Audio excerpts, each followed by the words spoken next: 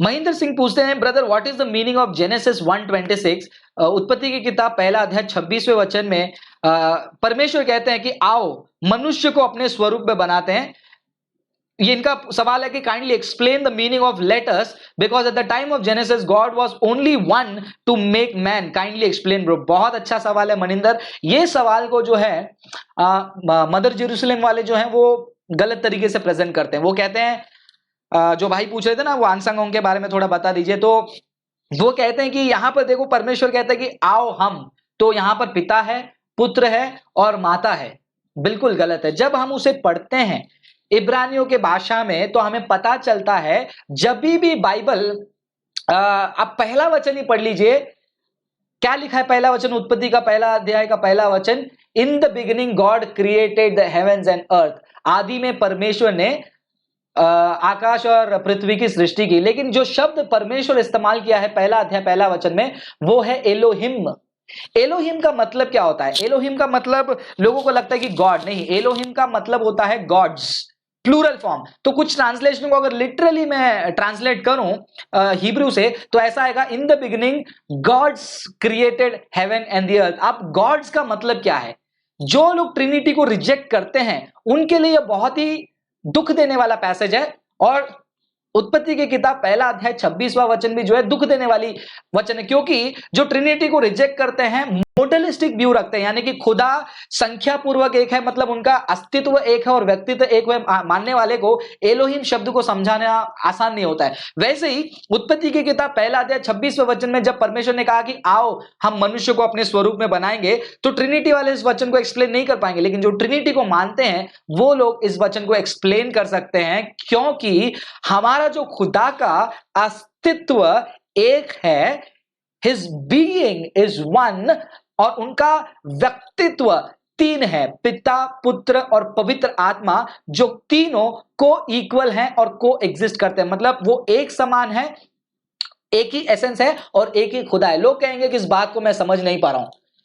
बहुत सारी बातें जो है नहीं समझ में आ रहा है तो वो कॉन्ट्रडिक्शन नहीं हो जाती है। अगर मैं आपको एक छोटा सा मेमोरी कार्ड दिखाऊंगा और कहूंगा कि ये 128 GB का है, साधारण आदमी बोलेगा अरे इतना सा छोटा कार्ड में हजारों गाना कैसे जाएगा? मैं यहां पर मुंबई में बैठा हूं, आप पूरे इंडिया में या फिर इंडिया से बाहर मुझे सुन रहे हैं, मतलब हवा में सब आ रहा है और आपके मोबाइल में आ रहा है, ये कैसे? मतलब इस चीज को आप समझ नहीं पा रहे हो तो अब ये नहीं कहेंगे ना ये इलॉजिकल है। आप क्या करेंगे? एक्सपर्ट के पास जाएंगे जो ये टेक्नोलॉजी को बनाता है। तो एक्सपर्ट कौन है? बाइबल। जब बाइबल के पास आते हो, बाइबल कहता है मनुष्य का अस्तित्व एक है और उसका व्यक्तित्व एक है, लेकिन जरूरी नहीं है कि उसको बनाने वाला खुदा का व्यक्तित्व और अस्तित्व एक होगा।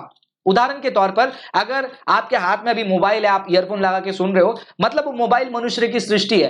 अगर वो मोबाइल को सोचने की शक्ति देते, एक सेकंड के लिए सोच लीजिए, क्या मोबाइल ये सोचे मेरे पास टच स्क्रीन है, मेरे पास कैमरा है, मेरे पास सेंसर्स है और मेरे अंदर एप्स हैं, मतलब मुझे बनाने वाला भी वैसा होगा? नहीं, मोबाइल कॉम्प्लिकेटेड है, लेकिन उसको बनाने वाला उससे भी कॉम्प्लेक्स बीइंग है, होना ही चाहिए, बिकॉज एक कॉम्प्लेक्स बीइंग जो है दूसरे कॉम्प्लेक्स चीज को बना सकता है। वैसे ही परमेश्वर अगर मनुष्य के जैसा एक अस्तित्व एक व्यक्तित्व है तो उसमें कोई कॉम्प्लेक्सिटी नहीं है, वो सेम हो जाता है मनुष्य के जैसा। लेकिन परमेश्वर वो ऐसा है कि उनका अस्तित्व एक है, उनका व्यक्तित्व तीन है। अब इसको समझने का तरीका क्या है? हमारे यूट्यूब फेसबुक पेज में हमने एक अच्छा वीडियो शेयर किया था डॉक्टर नबील कुरैशी का, जो बहुत ही परमेश्वर के अच्छे दास थे, जो मुसलमान फैमिली से कन्वर्ट हुए थे, उनका वीडियो मैंने शेयर किया था। बीइंग, अस्तित्व का मतलब होता है क्या? आप क्या हैं? आप क्या हैं? मैं क्या हूं? इंसान है। मैं कौन हूं? मैं फ्रांसिस हूं। मैं कौन हूं? मैं इंसान नहीं हूं। मैं क्या हूं? वो इंसान है। अगर आप पूछेंगे कि आप क्या है, मैं बोलूंगा इंसान। अगर आप पूछेंगे तुम कौन हो, मैं ये नहीं बोलूंगा मैं इंसान हूं, आप बोलेंगे पता है यार तुम इंसान हो। तो जो क्या, ये जो शब्द है वो हमें ये बताता है कि वो अस्तित्व में रहने वाला चीज कौन से कैटेगरी को बिलोंग करता है। ये क्या है? ये बिल्ली है। ये क्या है? ये कुत्ता है। ये क्या है? ये हाथी है। ये क्या? ये इंसान है। कौन है? फ्रांसिस है। तो मतलब ये जो क्या है उसे कहते हैं बीइंग, जो क्या है व्हाट है उसे कहते हैं अस्तित्व, और कौन है उसे कहते हैं व्यक्तित्व।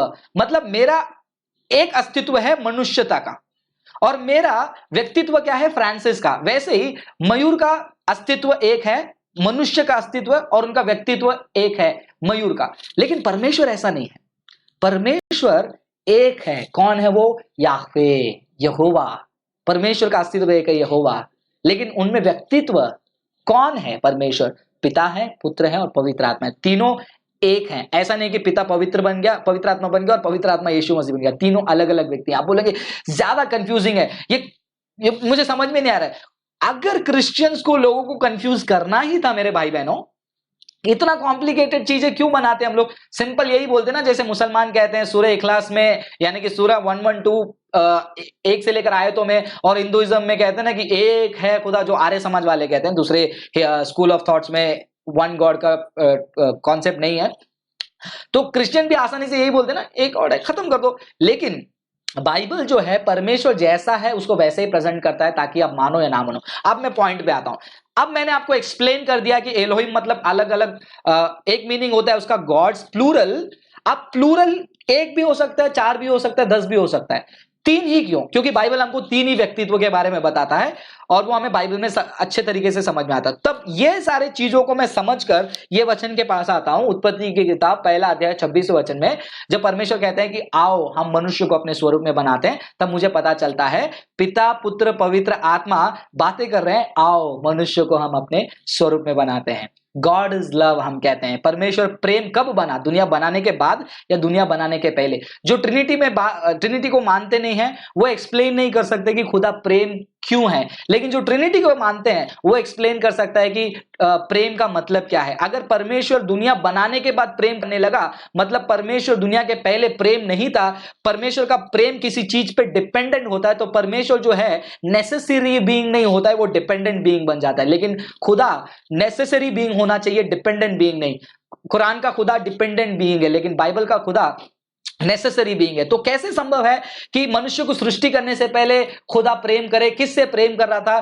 ट्रिनिटी के कॉन्सेप्ट में हमें पता चलता है, क्योंकि प्रेम करने के लिए प्रेम होना चाहिए, प्रेम करने वाला होना चाहिए, यानी कि प्रेम देने वाला, प्रेम स्वीकार करने वाला और प्रेम होना चाहिए।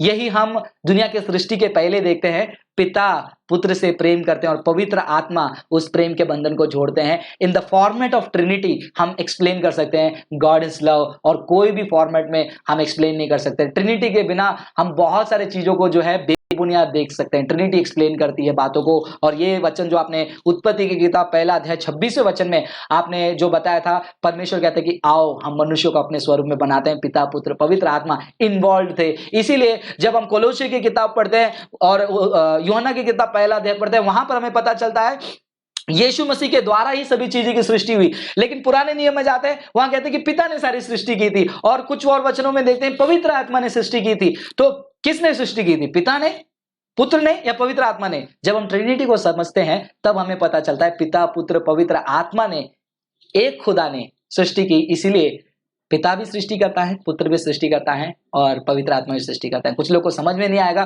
कोई बात नहीं, खुदा को समझने की कोशिश करो। अगर खुदा को इतने छोटे से दिमाग में आप कैद करने की कोशिश करोगे, खुदा फिर बड़ा नहीं है, बहुत बड़ा